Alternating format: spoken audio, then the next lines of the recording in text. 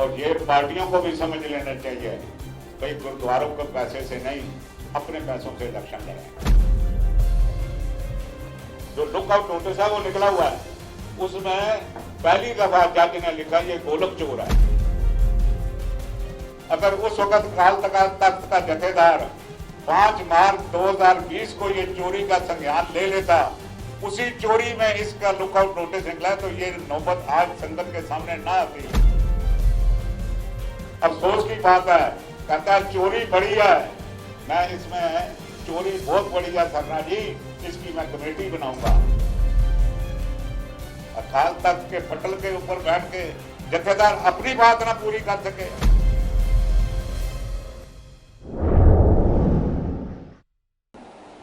ये पिछले 8 साल से चोरी चकारी के केसों में फंसा हुआ है और बड़े ताजुब की बात है, ये जो चोरी हो रही है ये गुरुद्वारों की हो रही है। उन गुरुद्वारों की जहां पर लोग अपना तन काट काट के एक एक पैसा जोड़ के छोटी छोटी रकम जो है वो समर्पित करते हैं। इन्होंने जब पिछला प्रधान इनकी पकड़ में आया तो इन्होंने उसका इस्तीफा लिया और साथ ही ऐलान किया कि हम इसकी तहकीकात जो है बड़े पैमाने पर करेंगे। इसके इंतजार में हम 1 साल रहे। इन्होंने जो दुनिया की सबसे बड़ी कंपनी है ऑडिटिंग की, बड़ी कंपनियों में से एक कंपनी है डेलाइट कंपनी। डेलाइट कंपनी से इन्होंने ऑडिटिंग करवाई दिल्ली गुरुद्वारा कमेटी के खातों की। जो ऑडिटिंग कंपनियां हैं वो सबसे पहले उनका काम है वो कैश मिलाते हैं। उन्होंने अपने नुमाइंदे भेज के इनकी कैश बुक चेक करी। कैश बुक से के मुताबिक 31 लाख रुपए की रकम इनके खाते में कैश पड़ी होनी चाहिए तोशे खाने में। जब उन्होंने देखी तो रकम 1 रुपया नहीं है और कैश इन हैंड जो किताबों में है वो 31 लाख रुपया है। इन्होंने ये जो चोरी की बात थी ये प्रधान के सामने रखी, भाई ये तो बहुत ज्यादा ऐसा अंधेर है। उन्होंने बाकी की ऑडिटिंग भी करी। इन्होंने उस ऑडिटिंग रिपोर्ट को पब्लिक करने से डेलाइट कंपनी को मना कर दिया। उस कंपनी के अपने असूल हैं, देखो उसी को रिपोर्ट देते हैं जो उसको एंगेज करें और किसी को यह रिपोर्ट नहीं देते हैं। मगर उनको इस बात का इल्म नहीं था कि ये एक पब्लिक संस्था है, ये एक पब्लिक संस्था है और इस पब्लिक संस्था की हम रिपोर्ट कौन से हैं वो रोक नहीं सकते हैं। लिहाजा श्रोमणी अकाली दल दिल्ली की तरफ से दिल्ली हाई कोर्ट में गुहार लगाई गई कि ये जो डेलाइट कंपनी की रिपोर्ट है ये पब्लिक होनी चाहिए। कल इसका फैसला जस्टिस रेखा बिले है उनका नाम,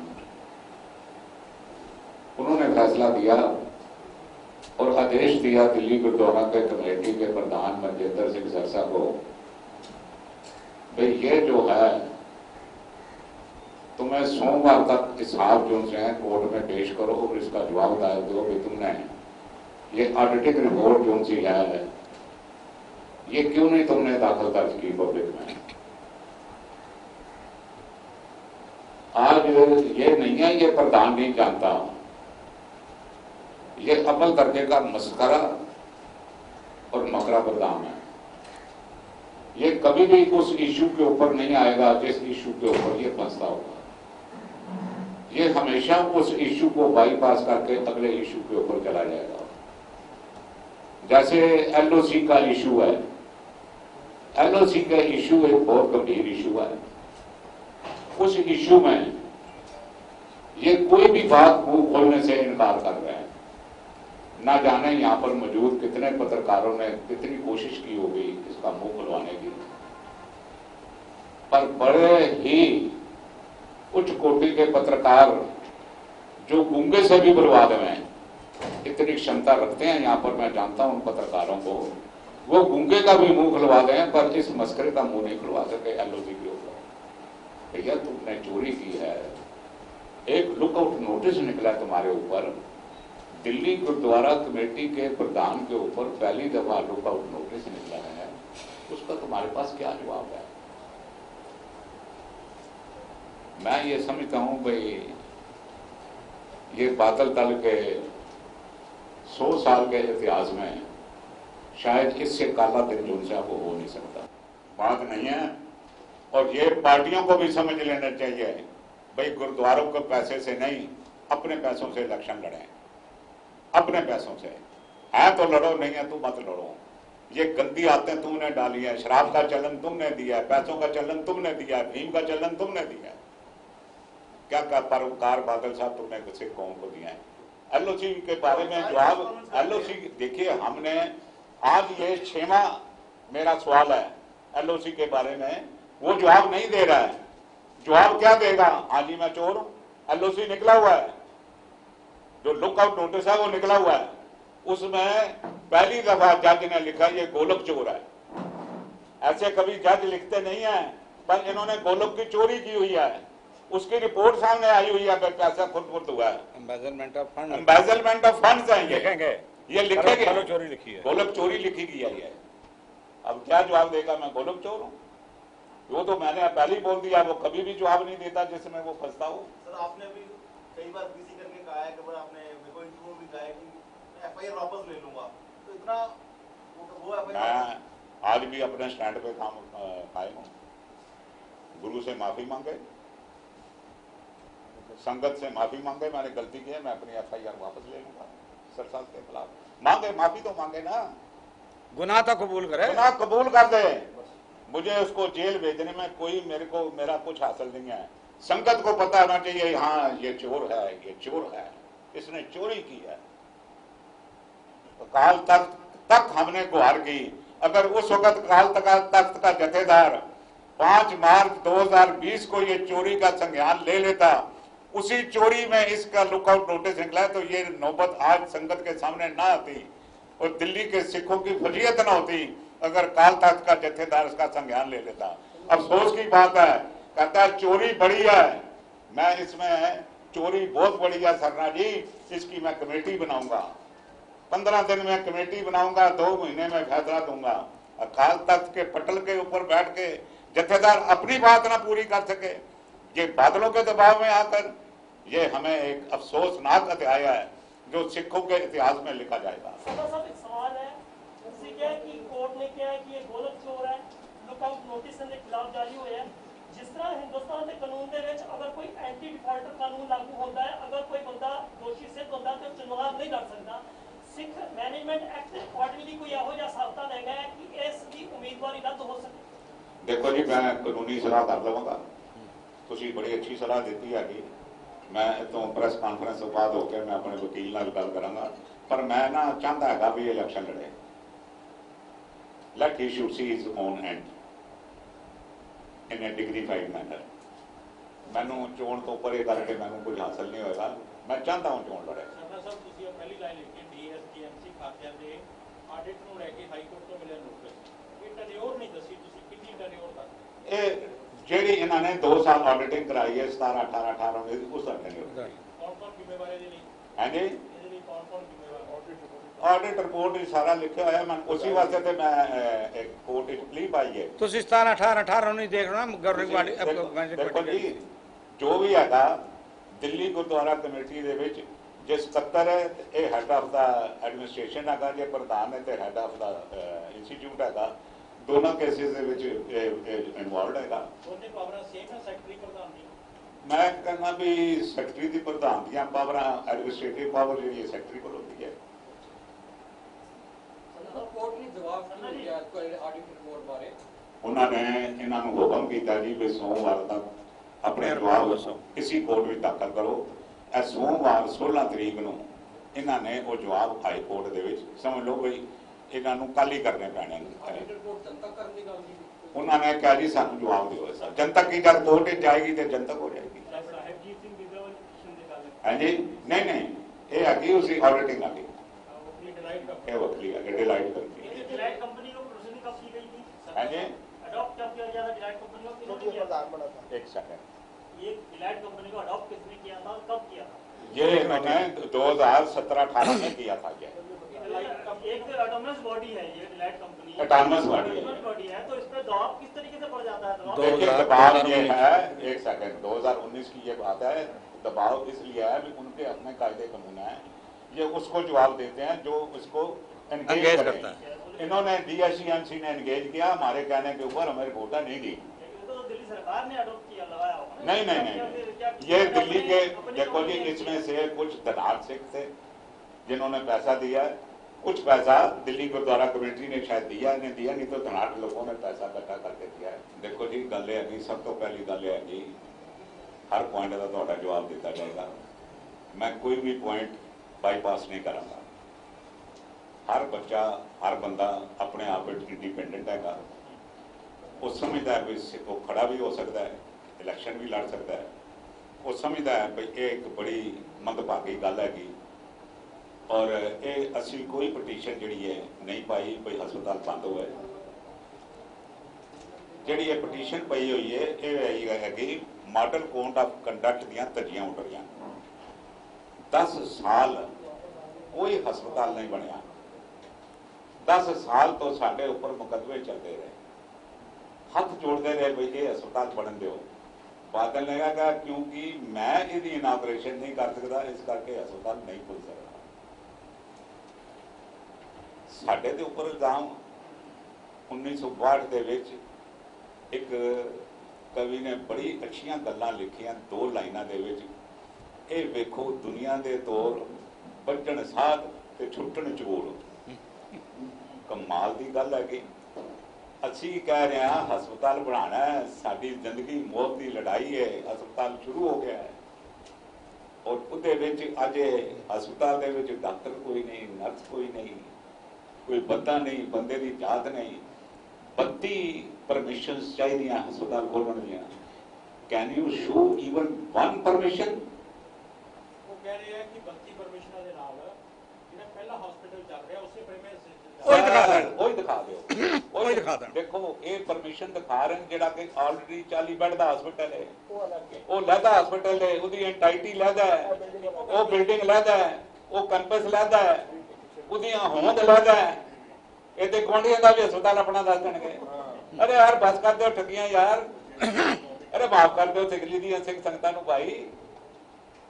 कोई डॉक्टर रखा ने, कोई नर्स रखी ने, कोई ब्लड बैंक बनाया ने, कोई ऑक्सीजन प्लांट लाया ने, कुछ है तुहाडे कोल? तो आपको भी कहते कि आपने भी ऑक्सीजन प्लांट लगाने की बात की थी, अभी तक आपने आ जाओ सुबह अपने जितने मर्जी सिलेंडर ले आओ, सुबह भर देता हूं। जितने आप अपने 50-100 सिलेंडर ले आओ, आओ कुंडली आ जाओ, मैं आपको भर के दे देता हूं सुबह।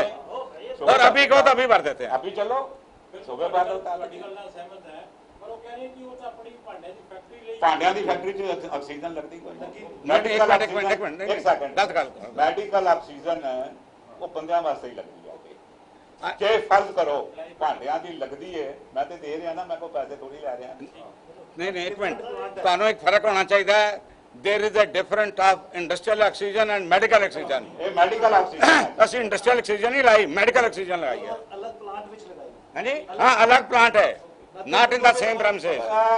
चल यार तू इंज कर, कोई जनतक बहस कर ला, लकी जा बना हाल आज मैं चैलेंज करदा। कम ऑन हम विच प्रकाश मंगलवार ਨੂੰ 10000 ਬੰਦਾ ਬੁਲਾ ਕੇ ਤੁਹਾਡੇ ਸਾਹਮਣੇ ਲਾ ਕੇ ਸਾਡਾ ਤੁਹਾਡੇ ਪੈਸਾ ਸਾਹਮਣੇ ਲਿਆਂਦੇ ਆ ਲਗਾ। और कोई ये तो खत्म हो गया। आओ मैं सारा ने इनवाइट करदा अपना ने ऑक्सीजन प्लांट दस देना। तैनू बड़ी आ रही है जेडे तू वादे कीते वो कितने गए? तू क्यों 20 करोड़ रुपया अमिताभ बच्चन को लै लिया? पहले तू 2 करोड़ किया, उसने 10 करोड़ किया, हुण इंडिया टुडे दे विच रकम आ रही है 20 करोड़, 20 करोड़। पता नहीं जब खाते खुलणगे, इसी करके ऑडिटिंग नहीं दिखा रहा, इसी करके नहीं दिखा रहा भी उहदे विच चोर साबित होएगा। है चोर नहीं डाकू। मैं कहना जी ਅੱਜ ਤੁਹਾਨੂੰ ਮੈਂ ਛੋਟੀ ਜੀ ਗਾਥਾ ਦੱਸਦਾ। ਗਾਥਾ ਹੈਗੀ ਕਿਸੇ ਮਹਾਂਪੁਰਸ਼ ਨੇ ਲਿਖੀ ਹੈ, ਦੱਸੀ ਹੈ ਬਈ 3 ਤਰ੍ਹਾਂ ਦੇ ਆਦਮੀ ਹੁੰਦੇ ਨੇ। ਪਹਿਲਾ ਹੁੰਦਾ ਚੋਰ, ਉਹਦਾ ਮਕਸਦ ਹੁੰਦਾ ਹੈ ਦੌਲਤ ਲੁੱਟਣ ਦਾ। मैं क्वेश्चन आपके बारे हर बार पूछता रहा, केंद्रीय पूछो, आज तक कोई जवाब नहीं। जेड़ा पहला इंटेलिजेंस का जो इन्होंने बनाया हॉस्पिटल, उथे वाटर प्लांट लगाए 18 लाख रुपये, वो बाबा हरमन सिंह ने, बाबा बच्चन सिंह ने लगाया। वो भी जाके देखो, उसकी देख रेख नहीं की, 6 महीने भी हुए, 5 महीने वो बैठ गया, पैसा खराब। जरा पानी डल जी आज बड़े ही शर्म की गल है। मैं ये तो कहने डाकू भी कुछ नहीं, ये तो लुटेरे भी कुछ नहीं, ये तो गुरु महाराज को मनने वाले नहीं है। वो इस करके जब भी बाला साहब गुरुद्वारे जाता है कदे अंदर मत्था टेक नहीं गया। मतलब कि आज उत्थे आप जाके मेरे नाल हुण बेशक चलो, पीछे इन्होंने बयान कर तो सारे नाल जाओ, इन्हों दे जाओ ना। आज उत्थे इन्होंने उस वक्त मैं कहा सी ना कि 2 नंबर दियां मशीनां लगा रखी। आज उत्थे बड़ी शर्म की गल है कि 3 करोड़ रुपया बाबा बच्चन सिंह जी ने लगाया जमीन गुरुद्वारा कमेटी की, लेकिन आज उत्थे मैं गुरु महाराज के हाजिर नाजिर कह रहा 7 सिर्फ डायलिसिस दी मशीनां चल रही ने, बाकी सारियां खराब हो गई ने। 7 का मतलब एक मशीन से 3 पूरे दिन में 3 लोग निपट चुके। 7 या 21 पैसा कितना लग गया? करोड़ों के हिसाब न। अगर मैं झूठ बोल रहा हूं ना तो मैं चुनाव छोड़ देगा, मैं अपना भी चुनाव छोड़ देगा अगर मैं झूठ बोलता हूं। मतलब आज उत्थे इन्हें टुकड़े वेच देना हॉस्पिटल। पहले दिन तो संती सारे यही कह रहे इन्हें टुकड़े वेच देना हॉस्पिटल। लगता है मंडे तक इशू हो पाएगी? देखो 2 चीज़ां ने। डिलाइट रिपोर्ट जिस दिन मनजिंदर सिंह सिरसा प्रधान बना सी 2019 ਦੇ ਵਿੱਚ, ਮਾਰਵਾ ਸਾਹਿਬ ਵੀ ਉਸ ਜਨਰਲ ਹਾਊਸ ਸੀ ਤੇ ਮੈਂ ਵੀ ਸੀਗਾ। ਤੇ ਉਸ ਟਾਈਮ ਜਿਹੜਾ ਸਰਦਾਰ ਮਨਜੀਤ ਸਿੰਘ ਜੀਕੇ ਤੋਂ ਗੋਲਕ ਚੋਰੀ ਦੇ ਕੇਸ ਵਿੱਚ ਜਿਹੜਾ ਕੇਸ ਚੱਲ ਰਹੇ ਸੀ ਔਰ ਜੋ ਪ੍ਰਧਾਨਗੀ ਛੋੜਨੀ ਪਈ ਸੀ, ਤੇ ਐਸੇ ਮਨਜਿੰਦਰ ਸਿੰਘ ਸਿਰਸਾ ਨੇ ਦਮਗਜੇ ਮਾਰੇ ਸੀ, ਦਮਗਜੇ ਕਿ ਮੈਂ ਡਿਲਾਈਟ ਦੁਨੀਆ ਹਿੰਦੁਸਤਾਨ ਦੀ ਸਭ ਤੋਂ ਵੱਡੀ ਕੰਪਨੀਆਂ ਵਿੱਚ ਇੱਕ ਕੰਪਨੀ ਜਿਹੜੀ ਮੈਂ ਉਸ ਨੂੰ ਹਾਇਰ ਕਰ ਰਿਹਾ और सारिया चीज़ा विद प्रूफ सामने लियावांगा और गुरुद्वारा कमेटी के जो भी भ्रष्टाचार कर रहा उसनूं उहदे ठिकाने उत्ते पहुँचावांगा। और उन्हें नाल ही गल होर गई सी कि अगर मेरे उत्ते सूई दी नोक जिन्ना भी कोई दाग आया या कोई FIR दर्ज हुई तो मेरा संगत मुँह काला करके मैनूं बाहर कट दे। हुण गल दोनों आ गई। पहली डिलाइट कंपनी की रिपोर्ट अज तक जनतक नहीं हुई, जिस करके सानूं कोर्ट का मुँह करना पिया कि उन्हें जनतक किया जाए। इत्थे गलत हो गया। दूजी FIR एक दे बदले उन्होंने एक होर दे दी, 2 हो गई। मुँह काला उन्हें आप नहीं कराया। तो सवाल है कि वो एक परले दर्जे का झूठा इंसान है, क्योंकि उस डिलाइट कंपनी की जी ऑडिट रिपोर्ट है ਉਹਦੇ पूरी गुरुद्वारा कमेटी भ्रष्टाचार ਦੇ ਵਿੱਚ ਲਿਪਤ है। मनजिंदर सिंह सिरसा ਉਹਦੀ पूरी तरह ਨਾਲ भागीदार है, क्योंकि पहला 6 साल जनरल सैकटरी सी, उस तो बाद 2 साल प्रधान बन गया। उन्होंने पता कि अगर एक भी कागज बाहर लियावांगा ਉਹਦੇ ਤੇ सारे कागजात मेरे भी सिग्नेचर है, मैं नाल ਉਹਦੇ जिम्मेवार बनाया जावांगा, सारा कुछ मैं नाल दोषी बनांगा और मेरा सब कुछ चौपट हो जाएगा, इलेक्शन चौपट हो जाएगा। तो इस करके उन्हें रिपोर्ट जनतक नहीं की।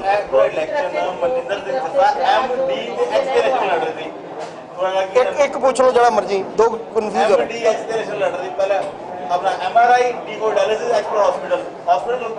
देखो MRI और जरा डायलिसिस सेंटर है मैं विद इन 2 डेज एक प्रेस कॉन्फ्रेंस करांगा विद प्रूफ कि डायलिसिस सेंटर की चल रहा है और MRI की चल रहा है, विद प्रूफ करांगा। मेरे को अनदर स्टिंग ऑपरेशन है जरा मैं हुणे ही ताजा करवाया, आज चूंकि ये प्रेस कॉन्फ्रेंस हो गई सी, इस करके मैं उसका जिक्र इत्थे नहीं किया।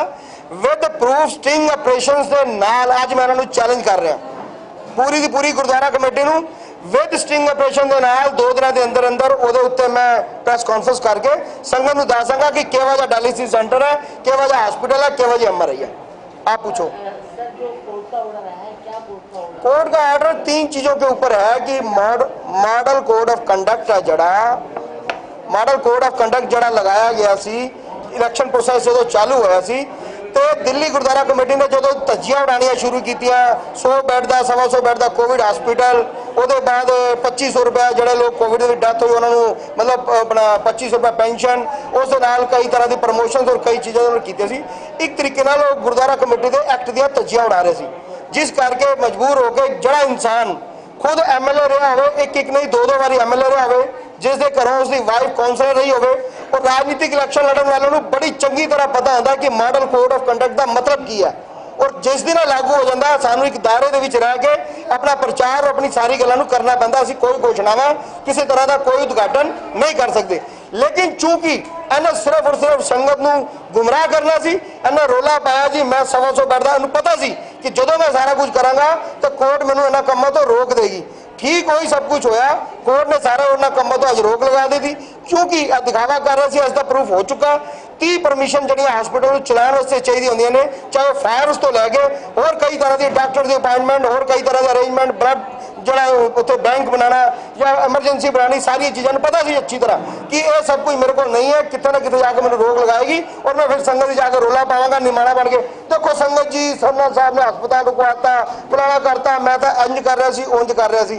इसका एक पुराना तरीका है। उदाहरण दे के कहना, जो सरना साहब पाकिस्तान के अपना नगर कीर्तन ला के गए सी, सेम उसी टाइम दिल्ली गुरुद्वारा कमेटी ने अनाउंस किया कि असं एक नगर कीर्तन ला के जावांगे। गोलका लगाती है, पूरा प्रचार करता, परमिशन उस टाइम भी नहीं सी। संगत गवाह है इस गल दी, उस टाइम भी परमिशन नहीं सी, लेकिन आखिरी टाइम तक ये इंसान संगत को गुमराह करता रहा कि दिल्ली गुरुद्वारा कमेटी नगर कीर्तन लाके जाएगी, बड़ा विशाल फलाना टिंगना दुनिया भर की गोलका भी लगाई। अल्टीमेटली की होया, परमिशन नहीं सी, सरकार की तरफों नगर कीर्तन रद्द होया। ठीक उसी तरह आज भी परमिशन नहीं है, मॉडल कोड ऑफ कंडक्ट की धज्जियां उड़ाई जा रही सी। कोर्ट ने डायरेक्टर और गुरुद्वारा ने उसके उत्ते ऑब्जेक्शन लगाया, उस आर्डर को रोक दिता। ਹੁਣ ਫਿਰ ਇੱਕ ਹੋਰ ਗੱਲ ਦੱਸ ਦਿਆਂ, ਮੈਨੂੰ ਇਹਦੀਆਂ ਚਾਲਾਂ ਦਾ ਸਭ ਕੁਝ ਪਤਾ ਕਿਉਂਕਿ ਬੜਾ ਹੀ ਜਿਵੇਂ ਸਰਨਾ ਸਾਹਿਬ ਨੇ ਕਿਹਾ ਠੱਗ ਇਨਸਾਨ ਹੈ। 10 FIR ਪਹਿਲਾਂ ਉਹਨੂੰ ਬੜਾ ਜ਼ਿਆਦਾ ਐਕਸਪੀਰੀਅੰਸ ਹੈ। ਹੁਣ ਫਿਰ ਰੌਲਾ ਪਾਏਗਾ ਕਿ ਮੈਂ ਇਸ ਫੈਸਲੇ ਦੇ ਖਿਲਾਫ ਅਗਲੀ ਕੋਰਟ ਹੀ ਜਾਵਾਂਗਾ, ਮੈਂ ਅਪੀਲ ਕਰਾਂਗਾ। ਸੰਗਤ ਜੀ ਫਿਰ ਉਹਦੇ ਬਾਅਦ ਕਹਾਂਗਾ ਸੰਗਤ ਜੀ ਦੇਖੋ ਮੈਂ ਤਾਂ ਹਸਪਤਾਲ ਬਣਾਉਣਾ ਚਾਹੁੰਦਾ ਸੀ, ਇਹਨਾਂ ਨੇ ਮੈਨੂੰ ਬਣਾਉਣ ਨਹੀਂ ਦਿੱਤਾ। ਅਕਾਲ ਚੈਨਲ ਨੂੰ ਸਬਸਕ੍ਰਾਈਬ ਕਰੋ, ਨਵੀਂ ਵੀਡੀਓਜ਼ ਦੀ ਨੋਟੀਫਿਕੇਸ਼ਨ ਦੇ ਲਈ ਬੈਲ ਆਈਕਨ ਨੂੰ ਕਲਿੱਕ ਕਰਨਾ ਨਾ ਭੁੱਲਣਾ।